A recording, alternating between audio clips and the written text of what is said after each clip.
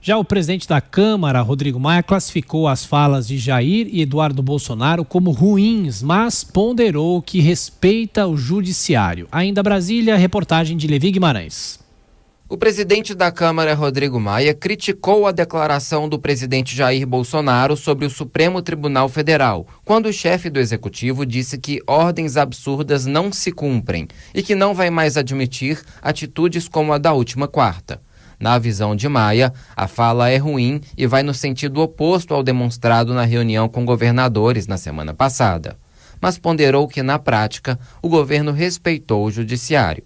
As declarações hoje elas são muito ruins, um caminho que gera insegurança, mas ao mesmo tempo há um discurso e há uma decisão prática. A decisão prática é que o ministro, não sei se o ministro é adequado, recorreu da decisão, pedindo um HC para o ministro da Educação. Isso significa que se respeitou a decisão do ministro Alexandre de Moraes.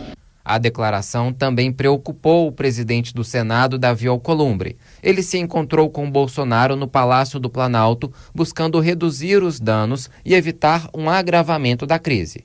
Pelo Twitter, ele disse que exaltou a importância da harmonia entre os poderes. Rodrigo Maia também foi questionado sobre a fala do deputado Eduardo Bolsonaro, filho do presidente da República, que defendeu uma medida enérgica do pai após a decisão do ministro do Supremo, Alexandre de Moraes.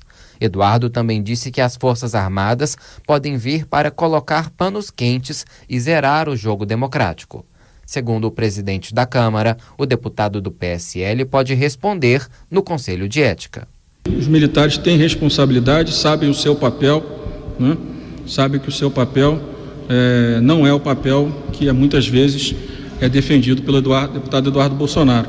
E acredito que sim, no momento que o Conselho de Ética voltar a funcionar, certamente todos esses casos vão avançar e, claro, o deputado terá todo o direito de responder, de fazer a sua defesa, a sua explicação do que quis dizer. A sessão desta quinta teve vários discursos da oposição criticando as falas de Jair e Eduardo Bolsonaro. Para a líder do PSOL, Fernanda Melchiona, o Congresso deveria tomar uma atitude. Eu não consigo conceber que o parlamento esteja em silêncio.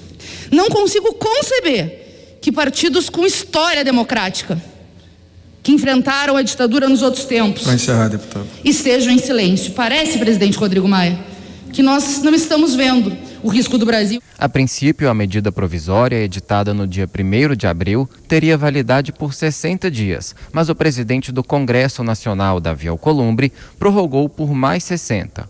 Agora, para que ela se torne lei, precisa ser aprovada pelo Senado. De Brasília, Levi Guimarães. Ô Josias, quanta desarmonia entre os poderes. Poucas vezes eu vi uma desarmonia tão grande, hein, Josias? É verdade, e o pior, Tiago, é que essa desarmonia chega numa hora ruim, com a pandemia em alta, a economia em baixa, o presidente Bolsonaro está procurando uma briga. Ele se acertou com o Centrão, imagina que está protegido no Legislativo e cultiva um conflito institucional com o Supremo Tribunal Federal. Na prática, com essa reação, o presidente acabou vestindo a carapuça do que se convencionou chamar de gabinete do ódio. Embora o Bolsonaro, os filhos dele não constassem do rol de pessoas que receberam a visita da rapaziada da Polícia Federal, eles, o presidente e os filhos, reagiram como se intuíssem o que está por vir. Essa inquietação do Bolsonaro com o inquérito sobre fake news, ela está registrada no celular do ex-ministro Sérgio Moro. Quando ainda era ministro da Justiça, o Moro recebeu pelo WhatsApp uma notícia envolvendo parlamentares bolsonaristas nesse inquérito do Supremo e escreveu lá, o presidente escreveu na mensagem, mais uma razão para trocar o diretor-geral da Polícia Federal. E o Sérgio Moro explicou ao presidente, também numa mensagem de WhatsApp, que essas diligências eram determinadas pelo Alexandre de Moraes, o ministro do Supremo, e não pela Polícia Federal. 2 detalhes estão tirando o sono do presidente. O primeiro é que o ministro Alexandre de Moraes determinou a quebra dos sigilos bancários e fiscal de empresários que são bolsonaristas e podem ter financiado aí a atuação dessa rede de apoiadores do presidente na internet. E o ministro Alexandre de Moraes atrasou o relógio da quebra dos segredos fiscais e bancários até julho de 2018.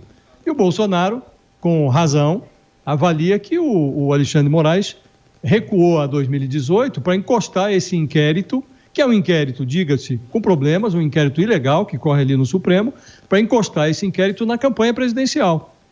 E o tema das fake news está no miolo de pedidos de cassação que estão protocolados contra a chapa vitoriosa de 2018 no Tribunal Superior Eleitoral. Se for necessário, um tribunal pode compartilhar dados com o outro. Então, a disposição do Bolsonaro para a briga parece inesgotável. O problema é que governos sobrevivem resolvendo problemas e não criando problemas. E temos aí uma pandemia e uma queda livre da economia. O presidente está comprando brigas quando deveria estar administrando o país. E tem encrencas por vir aí. Constantino, e essa reação do presidente? Pois é, Tiago, é a reação de alguém que saiu em defesa das liberdades no país, né? É curioso que todo mundo ataca o presidente de gerar instabilidade no meio de uma pandemia, mesmo reconhecendo que o inquérito em curso é ilegal, né? Ou seja, quem é que está gerando instabilidade? É o Supremo Tribunal Federal, que hoje virou o maior fator de insegurança jurídica e política no país. Coloca um inquérito ilegal na rua, manda a Polícia Federal, com base numa peça bizarra, que tipifica como crime levantar a hashtag STF Vergonha Nacional, com base em depoimentos de um sujeito como o deputado Alexandre Frota. Ou seja, o Brasil virou um circo e o palhaço é o povo. Quem está colocando as instituições em perigo são esses ministros do Supremo, que tomam decisões das suas cabeças, arbitrárias, monocráticas, e ignoram a própria Constituição e a lei. Não é o presidente que reage a isso, né? É curioso como tudo acaba sempre no presidente. Veja, eu não gosto das falas do deputado Eduardo Bolsonaro, apesar do que o deputado é deputado. Ele não é do governo, ele não é o pai, ele não é presidente. O ministro do GSI saiu em defesa das instituições, rechaçou qualquer ideia de intervenção militar e tudo mais, mas o artigo 142 da Constituição prevê o uso das Forças Armadas para restabelecer a ordem. Quem citou isso, inclusive, outro dia, foi o renomado e respeitado jurista Ives Gandra Martins. Então, até aí faz parte do debate democrático, sim.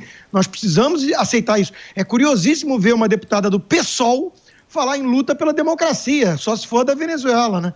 É uma piada de mau gosto que estamos vendo. A verdade, Tiago, é que tem uma turma do tal establishment que não aceita e nunca engoliu o resultado das urnas, com 58 milhões quase de votos que elegeram o Jair Bolsonaro. Eles não aceitam e estão querendo reverter isso no tapetão, estão querendo fazer de tudo, mesmo com aventuras golpistas, para desestabilizar o governo no meio de uma pandemia.